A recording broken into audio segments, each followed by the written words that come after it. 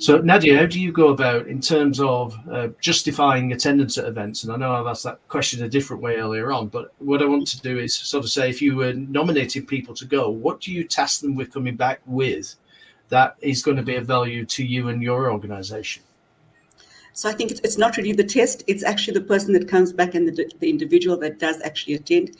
It's the knowledge that they bring back into the organization. Mm-hmm. It's the fact that somebody has grown to be a better person and have better understanding of what they could do.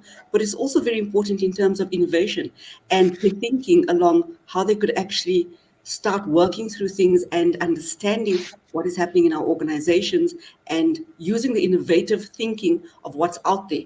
As you've said, people have done it, people have been around the mill. And the people that I select, or the people that are selected to go on these events, it's very important that they do actually come back with the innovation, come back with the networks as well as the mentorship to be able to pass it on to others and to start working through this as an organization. So CX is obviously not just one part of a organization. It's not like customer service used to be. It is the entire organization. And it's important that every single person that goes on these events or are selected to go on these events come back into the organization and start, sowing those seeds and making sure people grow from them and learn.